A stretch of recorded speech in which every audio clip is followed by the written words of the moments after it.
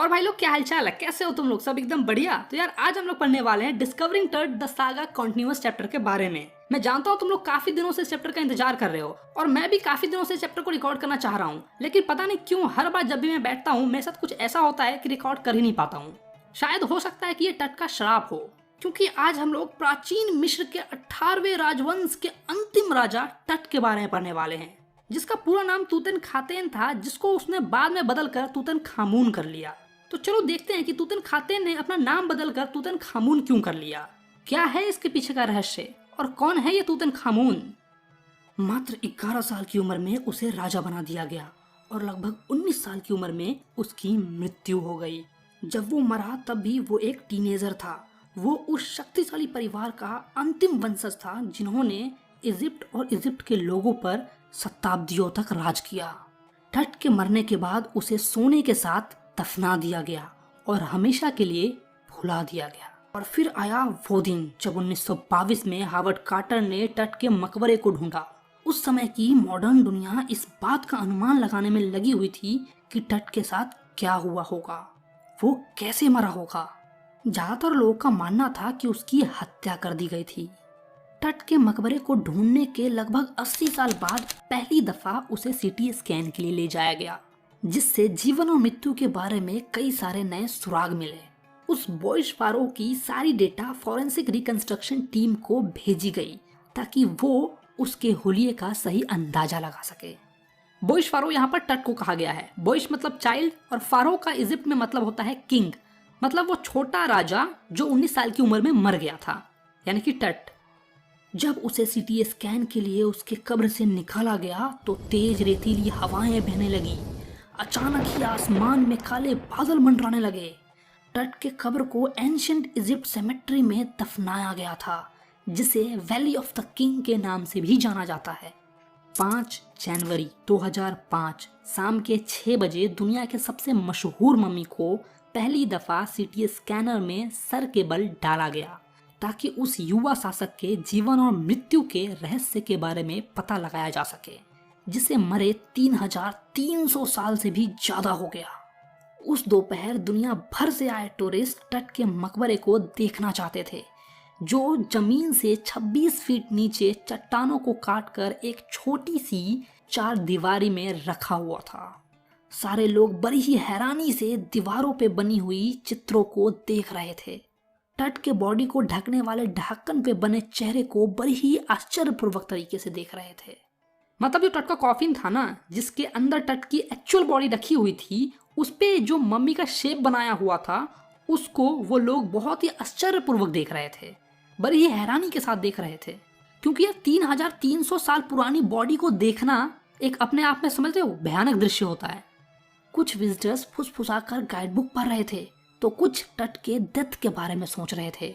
वो लोग ये सोचकर कांप उठे कि क्या सच में फारोह का अभिशाप सत्य हो सकता है। दरअसल टट के बारे में एक अभिशाप था कि जो कोई भी उसके कब्र को खोदेगा या उसकी शांति भंग करने की कोशिश करेगा उसकी मृत्यु हो जाएगी या फिर उसके साथ कोई अनहोनी हो सकती है।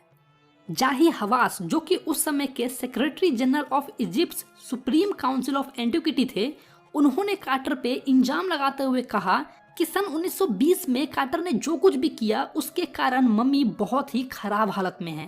कार्टर वही व्यक्ति है जिसने 1922 में टट के मकबरे को कई सालों की मुशक्कत के बाद ढूंढा था।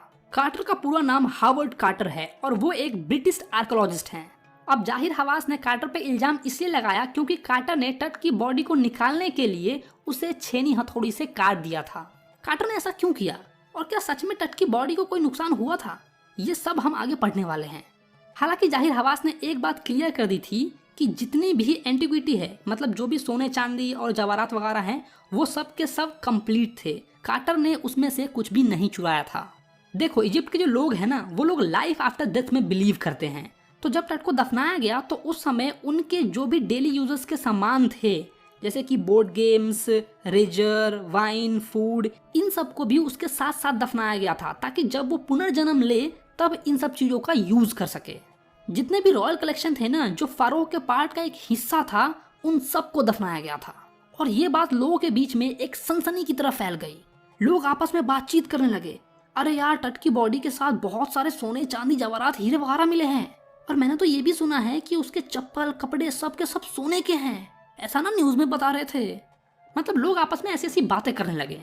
महीनों तक कार्टर ने उन कीमती सामानों पर रिसर्च किया और फिर उसने अपनी इन्वेस्टिगेशन 3 नेस्टेड कॉफिन पे शुरू की। 3 नेस्टेड कॉफिन का मतलब है एक कॉफिन के अंदर दूसरा और दूसरे के अंदर तीसरा। जैसे हम लोग एक डब्बे के अंदर दूसरा डब्बा और फिर दूसरे के अंदर तीसरा डब्बा रखते हैं, वैसा ही। जब कार्टर ने पहला कॉफिन खोला तो उसे एक कफन मिला जो विलो के पुष्पों की माला, जातून के पत्ते, जंगली आजमाइन, कमल की पंखुड़ियां और मक्के के फूलों की मालाओं से सजा हुआ था, जिससे हमें यह पता लगता है कि टट को मार्च या अप्रैल के महीने में दफनाया गया होगा। फाइनली जब कार्टर मम्मी तक पहुंचे तो वो एक प्रॉब्लम में आ गए। प्रॉब्लम ये थी कि जो टट की बॉडी थी ना, वो उस सोने के ताबूत से चिपकी हुई थी। पूरी ताकत लगाने के बाद भी किंग टट की बॉडी बाहर नहीं आ रही थी। इन्वेस्टिगेशन के दौरान कार्टर ने रिपोर्ट में लिखा कि हम इस सिचुएशन में करें तो करें क्या। अब देखो, साउथ इजिप्ट में ना बहुत ज्यादा गर्मी होती है, तो कार्टर ने सोचा कि धूप की गर्मी से वो जो चिपचिपा सामान है पिघल जाएगा और आसानी से बॉडी बाहर निकल जाएगी। कार्टर ने कई घंटों तक मम्मी को बाहर चमचमाती धूप में रख दिया। 149 डिग्री फ़ारेनहाइट तक टेम्परेचर जाने के बावजूद भी कुछ हासिल नहीं हुआ। अंत में कार्टर ने छेनी हथौड़ी से काट कर बॉडी को बाहर निकाला और अपने रिपोर्ट में साइंटिफिक टर्म में ये सारी घटनाओं को लिख दिया। और जब जाहिर हवास ने कार्टर पर इसको लेकर इल्जाम लगाया तो कार्टर के पास अपने डिफेंस में कहने के लिए कोई भी शब्द नहीं थे। कार्टर ने बस इतना कहा कि अगर मैं ऐसा नहीं करता तो चोर सारे सोने वगैरह चुरा कर ले जाते और बॉडी को वहीं सड़ने के लिए छोड़ देते। क्योंकि ये जो कॉफिन था ना वो सोने का था, तो ऑब्वियसली चोर उस कॉफिन को चुरा कर ले जाते। टट के टाइम के जो राजा महाराजा हुआ करते थे ना, वो लोग बहुत ही अमीर हुआ करते थे और तुमको तो पता ही होगा कि वो लोग लाइफ आफ्टर डेथ में बिलीव करते हैं। तो जो भी कीमती ज्वेलरीज वगैरह थी वो टट के साथ साथ ही रखी गई थी ताकि वो अगली दुनिया में इसका उपयोग कर सके। काफी सारी चीजें रखी गई थी, जैसे कि अंगूठियां, ताबीज, चोगे, हाथ और पैर के आभूषण, सोने से जरा हुआ युद्ध का कवच भी पहनाया गया था उन्हें, और भी काफी कीमती कीमती चीजें थी। कार्टर के लोगों ने मम्मी को सही सलामत आभूषण से अलग किया। टट के जितने भी जॉइंट्स थे उनको अलग अलग करके चीजों को निकाला गया था और फिर बाद में उन सबको वापस से जोड़ा गया और फिर एक लकड़ी के संदूक में रेत के परत पे लेटा दिया गया। आज भी टट की बॉडी वहीं पर आराम कर रही है। तुम लोग इमेजिन कर सकते हो कि कैसे यार एक एक चीजों को अलग अलग किया गया होगा। हाथ को अलग, पैर को अलग, सर को अलग कर करके उनके जितने भी जेवर वगैरह थे, जो भी आभूषण थे, उनको निकाला गया होगा। मतलब कैसे यार, उन लोग को डर नहीं लग रहा क्या? एक डेड बॉडी के साथ वो लोग ऐसा कर रहे हैं। बाप रे। आज के लोग खजाने से ज्यादा जीवन और मृत्यु के रहस्यों में रुचि रखते हैं। कार्टर के डिस्कवरी के लगभग 40 साल बाद 1968 में एक एनाटॉमी प्रोफेसर ने मम्मी का एक्सरे किया, जिसमें उन्हें एक चौंका देने वाली बात पता चली कि किंग टट की छाती की हड्डियां और सामने की पसलियां गायब है। ये बात बड़ी ही अजीब थी। हालांकि उस समय की टेक्नोलॉजी और आज की टेक्नोलॉजी में आसमान जमीन का फर्क है। आज हम लोग कंप्यूटेड टोमोग्राफी यानी कि सीटी स्कैन के माध्यम से सैकड़ों एक्सरे किरणें डाल सकते हैं, जिससे एक ब्रेड के टुकड़े की तरह 3D वर्चुअल बॉडी बनाई जा सकती है। अब सवाल ये उठता है कि सीटी स्कैन से टट के बारे में और क्या क्या पता चला जो एक सिंपल एक्सरे से पता लगाना मुश्किल था, और क्या ये उन 2 बड़े सवालों का जवाब दे पाएगी या नहीं। पहला कि वो कैसे मरे, और दूसरा कि वो कितने साल के थे जब वो मरे। शाही मापदंडों के आधार पर किंग टट की मृत्यु एक बड़ी घटना थी। वो अपने परिवार के अंतिम सदस्य थे। उनके मरने के बाद उनके वंशज के लिए मौत की घंटी थी। उनके मरने के बाद उनके लोगों के साथ क्या हुआ ये किसी को नहीं पता। अमेनहोटेप III टट के पिता या शायद दादा थे, एक शक्तिशाली फारोह के 18वें वंशज के शासक जिन्होंने लगभग 4 दशकों तक शासन किया। उसका पुत्र अमेनहोटेप IV उसका उत्तराधिकारी बना और प्राचीन मिस्र के इतिहास में एक विचित्र युग की शुरुआत की। उस नए फारोह ने एटेन यानी कि सूर्य के चक्र की पूजा को बढ़ावा दिया और अपने नाम को बदलकर अखेन्टेन रख लिया, जिसका अर्थ है एटेन का दास। उसने रिलीजियस कैपिटल जो कि पहले थेबेस की ओल्ड सिटी में हुआ करती थी, उसको मूव करके अखेन्टेन की न्यू सिटी में कर दिया, जो अब अमराना के नाम से विख्यात है। ये सिलसिला यहाँ भी नहीं रुका। उसने एक प्रमुख देवता अमून पे आक्रमण करके उसकी मूर्तियां तोड़ दी और सारी मंदिरों को बंद करवा दिया। प्राचीन थेबेस के लक्सर में स्थित university of Chicago research centre के डायरेक्टर रे जॉनसन ने कहा कि ये अवश्य ही एक भयानक काल रहा होगा। जिस परिवार ने शताब्दियों तक राज किया अब समाप्त हो रहा था। दिन प्रतिदिन नखेंटन सन की होता जा रहा था और आखिरकार उसकी मृत्यु हो गई।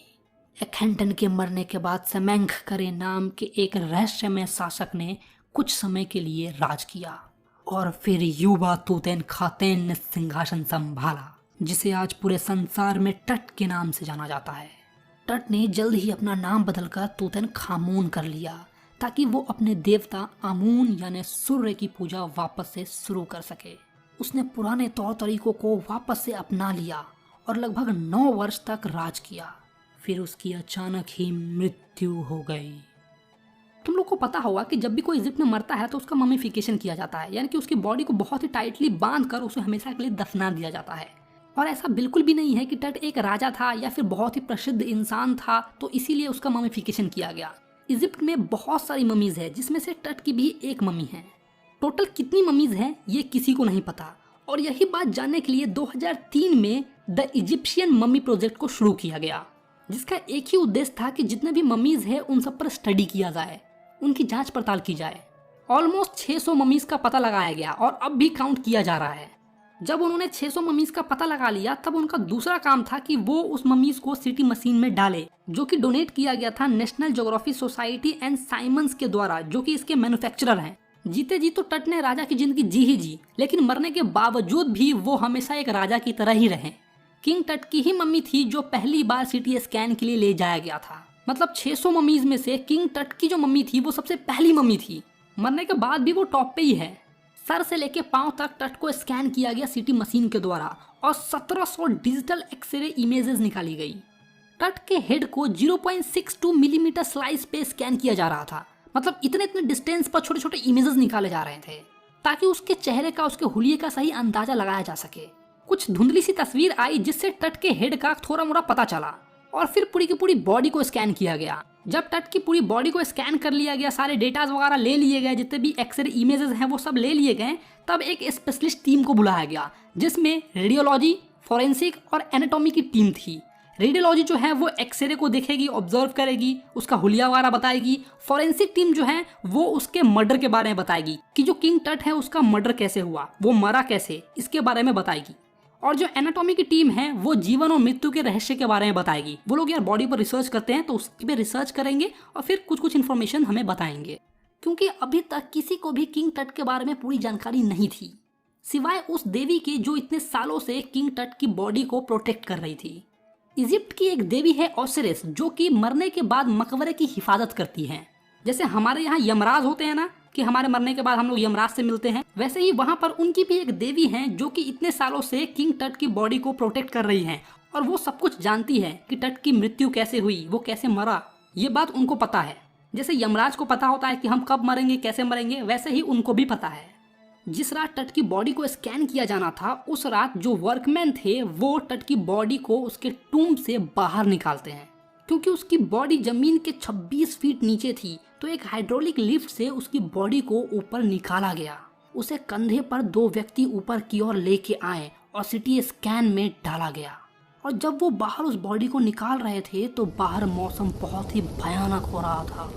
लगभग 20 मिनट बाद 2 व्यक्ति दौड़ते हुए ऑफिस में जाते हैं और वहां से एक वाइट प्लास्टिक फैन लेकर आते हैं। हुआ यूं कि जैसे ही टट की बॉडी सीटी स्कैन के लिए मशीन में डाली गई तो $1 मिलियन स्कैनर अचानक से बंद पड़ गया। ये फारोह का अभिशाप था। ऐसा वास्तव में कुछ नहीं था, बस वहाँ के एक गार्ड ने नर्वस होकर ये बात बोली थी ताकि वो सबको डरा सके। हुआ ये था कि जो सीटी स्कैन मशीन है ना उसके अंदर बालू घुस गया था और उसके कारण वो बंद पड़ गई थी। ऐसा कुछ नहीं था कि अभिशाप था इसलिए वो बंद हो गई, ऐसा कुछ नहीं था। मैं भी आज से पहले यही सोच रहा था कि हो सकता है टट का अभिशाप है, इसी कारण मैं इस चैप्टर को पढ़ा नहीं पा रहा हूँ, लेकिन ऐसा कुछ भी नहीं है। हाँ, मैंने 3-4 बार रिकॉर्ड करने की कोशिश की थी लेकिन मैं रिकॉर्ड नहीं कर पा रहा था किसी वजह से। वो 2 लोग जो फ़ैन लेने गए थे वो आते हैं और फिर सीटी मशीन में फ़ैन को चेंज करते हैं और फिर से सारा काम होता है और जब अच्छे से टट की बॉडी को स्कैन कर लिया गया, टेक्नीशियन ने ये चीज़ देख ली कि कोई भी डेटा वगैरह का लॉस नहीं हुआ है, तब टेक्नीशियन ने मजदूर को कहा कि अब जाओ और इनकी बॉडी को वापस से वहीं पर रख दो जहाँ से तुम लेके आए थे। और वापस से टट को सोने के लिए छोड़ दिया गया, यानी कि उसको उसके टूब में वापस से रख दिया गया और हमेशा हमेशा के लिए सोने के लिए छोड़ दिया गया। टट की बॉडी को स्कैन करने में 3 घंटे से भी कम लगा और स्कैन होने के बाद वापस से टट की बॉडी को हमेशा हमेशा के लिए सुला दिया गया। मतलब वापस से उसको कॉफिन में बंद करके हमेशा हमेशा के लिए सोने के लिए रख दिया गया। जहां पहले पुजारियों ने उसे रखा था वहीं पर वापस से रख दिया गया। ये सारा चीज होने के बाद टेक्नीशियन ने जो भी इमेजेस ली थी सीटी स्कैन के द्वारा, उन सबको कंप्यूटर स्क्रीन पर दिखाया। जितने भी पिक्सल्स थे उन सबको जोड़ा और जोड़ने के बाद एक इमेज मिला, एक ग्रे कलर का हेड का इमेज मिला, जिसको उस टेक्नीशियन ने चारों तरफ घुमा घुमा कर दिखाया, साइड से, आगे से, पीछे से, बाजू से, सब जगह से दिखाया उसको। टट के जो नेक के बोन्स थे ना, वो इतने क्लियर दिख रहे थे कि मानो ऐसा लग रहा था कि हम किसी एनाटॉमी क्लास में बैठे हुए हैं और स्टडी कर रहे हैं। फिर धीरे धीरे करके सारी इमेजेस दिखाई गई। पहले हाथ की दिखाई गई, फिर जो रिब्स थी उनकी दिखाई गई, फिर स्कल की दिखाई गई। मतलब जितने भी इमेजेस ली गई थी सीटी स्कैन द्वारा उन सबको दिखाया गया। किसे दिखाया जा रहा है? जो प्रोफेसर्स थे उनको दिखाया जा रहा है, और जो जाही हवास था ना वो भी था वहाँ पर, तो उनको भी दिखाया जा रहा था। अब जब सारी चीज़ें हो गई तो सब लोग रिलैक्स फील कर रहे थे।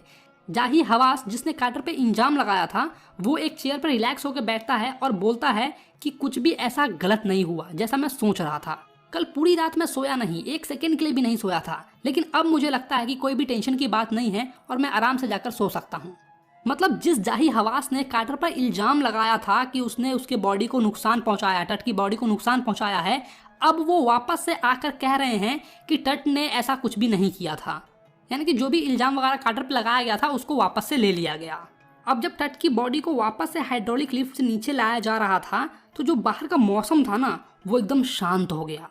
पहले जब ऊपर ले जा रहे थे सीटी स्कैन के लिए तो एकदम भयानक मौसम हो गया, चारों तरफ रेतीली हवाएं चलने लगी, काले बादल मंडरा गए। और अब जब वापस से उसे रखने जा रहे हैं तो सब चीज़ धीरे धीरे शांत हो गया। ऐसा लग रहा था मानो मौत आ गई हो, एकदम शांत। जो वैली ऑफ डिपार्टेड था वो एकदम कब्रिस्तान की तरह लग रहा था। हालांकि वो एक तरह का कब्रिस्तान ही है, वैली ऑफ डिपार्टेड या वैली ऑफ किंग को ही कहा गया है।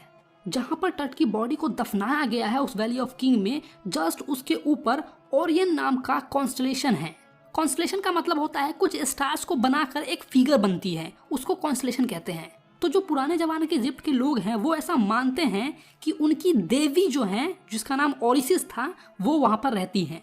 उस ओरियन कॉन्स्टलेशन में उनकी आत्मा रहती है, किंग टट के मकबरे के जस्ट ऊपर आसमान में। और वो वहाँ से उस बच्चे को देख रहे हैं। वो बच्चा जो राजा था यानी कि टट को ऊपर से वो देख रहे हैं। ऐसा इजिप्ट के पुराने जमाने के लोगों का मानना था। पता नहीं उन लोगों का कौन कौन से देवी देवताओं हैं, होगा उन लोगों का कुछ मानते होंगे, कुछ देवी देवताओं में बिलीव करते होंगे, वो जैसा हम करते हैं कि हमारे यहाँ यमराज जो है मरने के बाद तेल में उबालता है। जो भी पापी लोग होते हैं उनको उबालता है, मेरे को नहीं उबालेंगे, ठीक है। इस चैप्टर को समझने में बहुत सारे लोगों को दिक्कत आई होगी, तो मैं बस उनसे यही कहना चाहूँगा कि इस चैप्टर में हम लोगों ने इजिप्ट के राजा टट के बारे में पढ़ा है। उनके मरने के बाद उनको दफना दिया गया था और फिर 1922 में हावर्ड कार्टर नाम के एक व्यक्ति ने उनके लाश को यानी कि उनकी बॉडी को निकाला जमीन से, उनको खोजा और खोजने के बाद उस पर रिसर्च की। अब होते हैं कुछ लोग जो बॉडी पर रिसर्च करते हैं, सबके अलग अलग शौक होते हैं, तुम्हारे भी कुछ शौक होंगे। खैर, मैं आशा करता हूँ कि तुमको ये चैप्टर समझ में आ गया होगा।